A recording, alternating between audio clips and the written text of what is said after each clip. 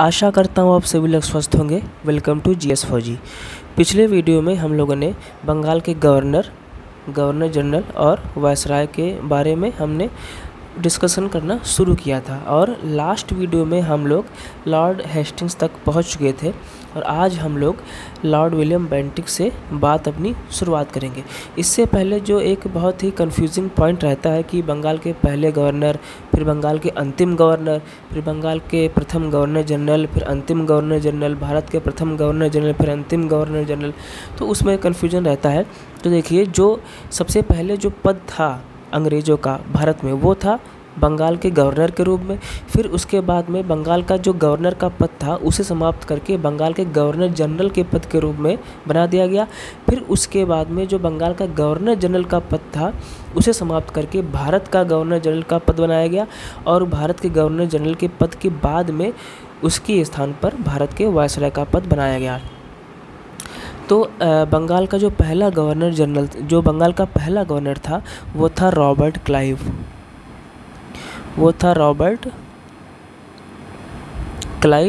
और फिर जो बंगाल का प्रथम गवर्नर जनरल हुआ वो था वॉरेन हेस्टिंग्स।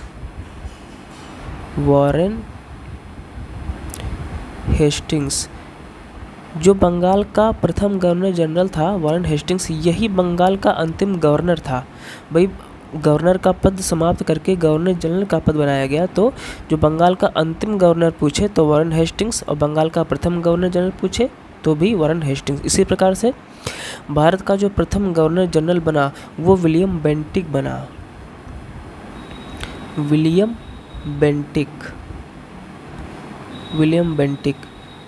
तो यही विलियम बेंटिक भारत का अंतिम जो विलियम बेंटिक था यही बंगाल का अंतिम गवर्नर जनरल हुआ।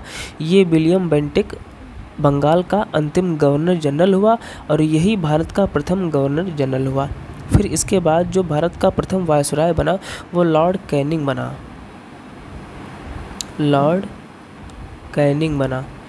तो लॉर्ड कैनिंग भारत का प्रथम वायसराय भी बना और चूँकि भारत के गवर्नर जनरल का पद समाप्त करके वायसराय का पद बनाया गया था, इसीलिए लॉर्ड कैनिंग ही भारत का अंतिम गवर्नर जनरल था और भारत का प्रथम वायसराय बना। तो ये बात आप लोग को याद रखनी है। अब इसके आगे हम लोगों को चलना है लॉर्ड विलियम बेंटिक से। Lord William Bentinck. अच्छा, एक बात मैं और बता दूं कि इस क्लास की जो पीडीएफ होगी वो मैं अपने टेलीग्राम चैनल पर डाल दूंगा और टेलीग्राम चैनल का लिंक मैं वीडियो के डिस्क्रिप्शन में दे दूंगा, तो वहाँ से आप लोग उस टेलीग्राम चैनल को भी ज्वाइन कर लीजिएगा। तो लॉर्ड विलियम बेंटिक, तो इसके बारे में जैसा कि मैंने अभी बताया कि यही बंगाल का अंतिम क्या था, यही बंगाल का जो है अंतिम गवर्नर जनरल और प्रथम भारत का यही प्रथम गवर्नर जनरल हुआ। ठीक, तो मतलब ये जो बंगाल का गवर्नर जनरल का पद समाप्त करके ही बंगाल का गवर्नर जनरल पद समाप्त करके ही भारत का गवर्नर जनरल का पद बनाया गया था। तो इसीलिए ये जो लॉर्ड विलियम बेंटिक था ये बंगाल का अंतिम गवर्नर जनरल और साथ ही साथ भारत का प्रथम गवर्नर जनरल भी बना। तो ये लिख सकते हैं यहाँ पर, बंगाल का अंतिम गवर्नर जनरल तथा भारत का प्रथम गवर्नर जनरल बना। तो ये क्या बना, ये बंगाल का अंतिम गवर्नर जनरल था और साथ ही साथ ये भारत का प्रथम गवर्नर जनरल बना। और इसके समय में जो कार्य हुए वो देखिए, तो पहला कार्य ये था कि सती प्रथा 1829 में इसी के द्वारा सती प्रथा का समाप्त किया गया इसी के समय में। तो सती प्रथा समाप्त हुई इसी के समय में। ये काफ़ी बार प्रश्न पूछा जाता है कि सती प्रथा का अंत किसके समय में हुआ। तो सती प्रथा का जो समाप्त हुआ वो लॉर्ड विलियम बेंटिक के समय में हुआ। साथ ही साथ नर बलि की प्रथा भी चलती थी। नर बलि की प्रथा, इसका भी समापन इसी के समय में हुआ। और चूँकि ये जो कुरीतियाँ थी कहीं ना कहीं भारत में, वो जब समाप्त हुई तो इसीलिए लॉर्ड विलियम बेंटिक का जो शासनकाल कहा जाता है, इसे ही शांति और सुधार का युग कहा जाता है। इसके काल को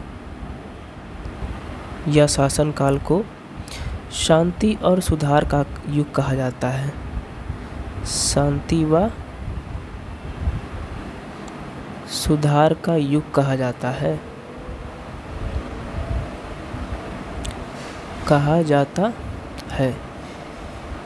शांति और सुधार का युग भी इसी के शासनकाल को कहा जाता है।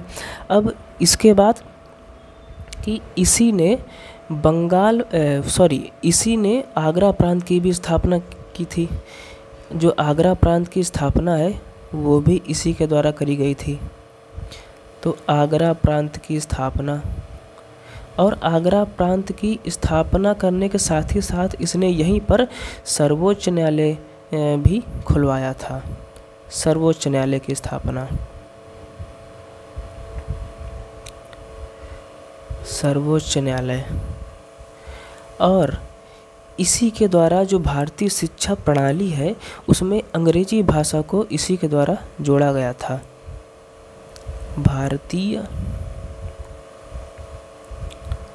शिक्षा प्रणाली में अंग्रेजी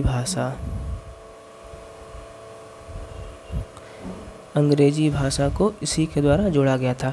तो इतने कार्य हैं जो कि आप लोग को यहाँ पर याद रखने। बाकी और भी कार्य थे, जैसे इसी ने जो मंडल आयुक्त के पद की भी इसी ने स्थापना करी थी, और जो है भारतीयों को उच्च पदों पर नियुक्त करने का कार्य भी इसने किया था। चलिए लिख लेते हैं इसे भी कि भारतीयों को उच्च पदों पर रखने का कार्य इसने किया था। और मंडल आयुक्त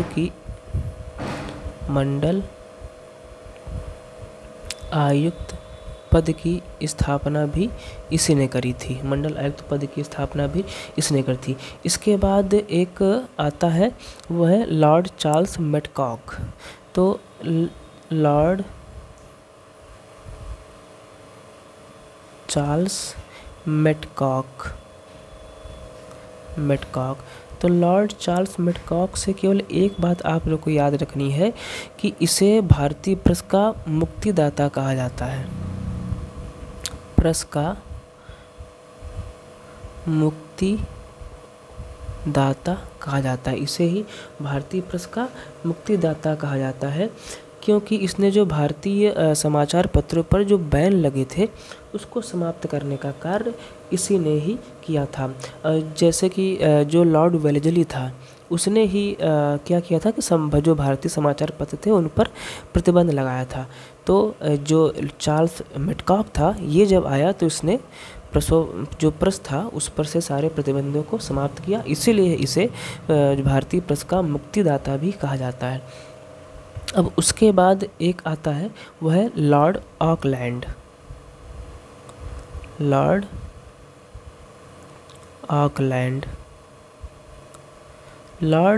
ऑकलैंड के बारे में ये बातें याद रखनी है कि शेरशाह सूरी मार्ग का नाम बदल करके जीटी रोड इसी ने किया था। शेरशाह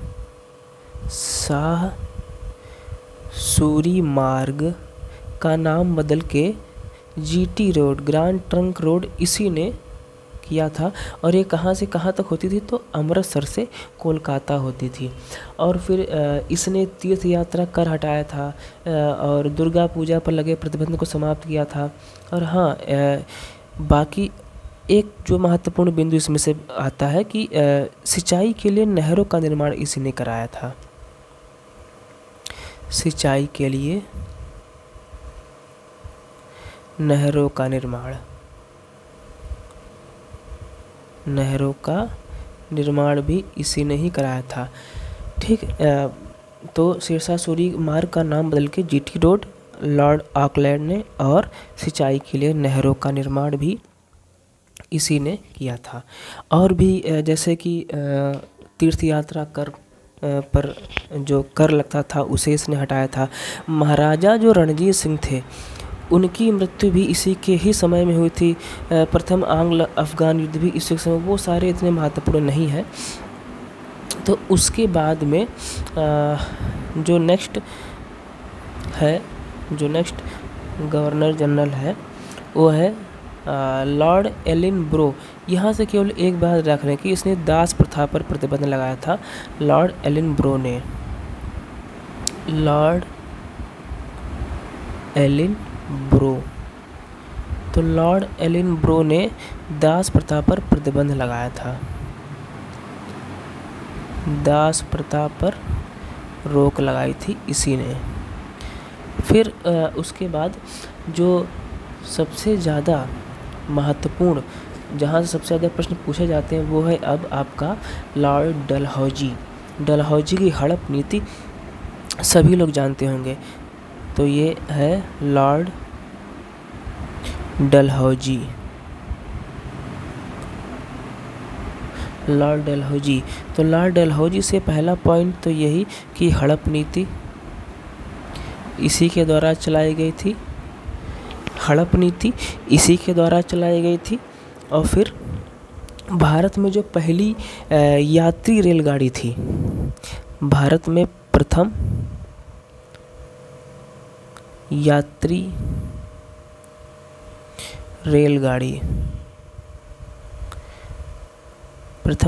रेलगाड़ी भी इसी के समय में चली थी। कब? 1853 में चली थी। और इसी के साथ साथ जो लॉर्ड डलहौजी था उसी के द्वारा विधवा पुनर्विवाह विधेयक पेश किया गया था। कौन सा? तो ये विधवा पुनर्विवाह विधेयक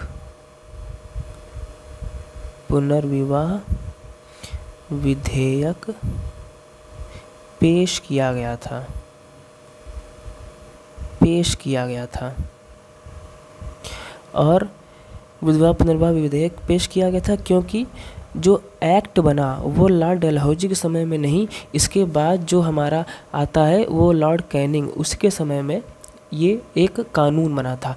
लॉर्ड कैनिंग के समय में कानून बना था विधवा पुनर्विवाह, और जबकि ये विधेयक पेश करने का काम लॉर्ड डलहौजी के समय में हुआ था।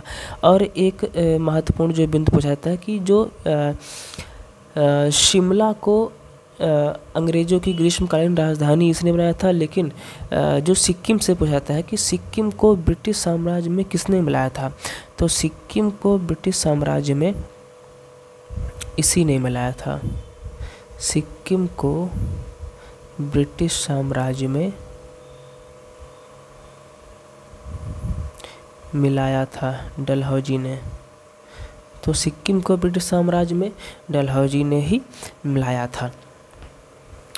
और तो ये सारी बातें जो कि लॉर्ड डलहौजी से महत्वपूर्ण है वो। अब उसके बाद आता है लॉर्ड कैनिंग, इसके बाद लॉर्ड कैनिंग आता है।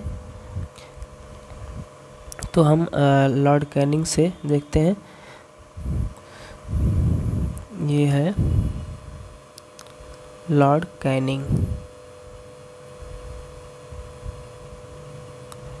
तो लॉर्ड कैनिंग से जो प्रश्न पूछे जाते हैं कि सबसे पहले तो यही जो भारत का ये अंतिम गवर्नर जनरल था और ये पहला वायसराय ऑफ इंडिया बना। ये भारत का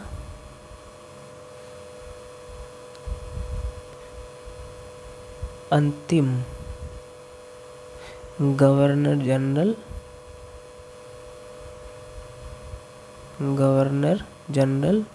व प्रथम वायसराय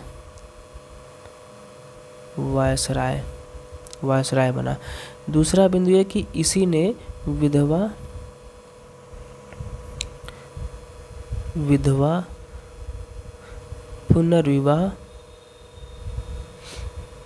विधवा पुनर्विवाह जो अधिनियम बना वो इसी के समय में बना। विधवा पुनर्विवाह अधिनियम इसी के समय में बना। पेश करने का कार्य किसने किया था? डलहौजी ने। और जो कानून बन के कब आया? वो लॉर्ड कैनिंग के समय में आया। फिर 1857 की जो क्रांति हुई थी, 1857 की क्रांति, वो भी इसी समय में हुई थी। 1857 की क्रांति भी इसी के समय में हुई थी। और इसी के साथ प्रथम भारतीय बजट जो पेश किया गया था वो भी इसी के समय में किया। इसका ईयर भी याद रख लीजिए, 1860 ईस्वी में, 1860 ईस्वी में प्रथम भारतीय बजट भी पेश किया गया था इसी के समय में। इसी के समय में प्रथम भारतीय बजट भी पेश किया गया था। और इसी के समय में जो भारतीय उच्च न्यायालय अधिनियम भी आया। भारतीय उच्च न्यायालय अधिनियम, भारतीय उच्च न्यायालय अधिनियम इसी के समय में आया। और इस अधिनियम के अंतर्गत, इसके अंतर्गत 3 हाई कोर्ट स्थापित किए गए थे। 3 हाई कोर्ट स्थापित किए गए थे। कहाँ कहाँ पे? तो एक कलकत्ता में, दूसरा मद्रास में, और तीसरा आपका बॉम्बे में। तो 3 हाई कोर्ट इस अधिनियम के तहत बनाए गए थे। तो आज के लिए हम इतना ही रखते हैं। बाकी इसके आगे अभी और भी कई सारे हैं, वो हम लोग अगले वीडियो में उसके सभी के विषय में चर्चा करेंगे। तो आज के लिए थैंक यू, और चैनल को सब्सक्राइब कर लीजिए और वीडियो को लाइक करके दोस्तों तक अपने शेयर भी कीजिए। सो थैंक यू, धन्यवाद।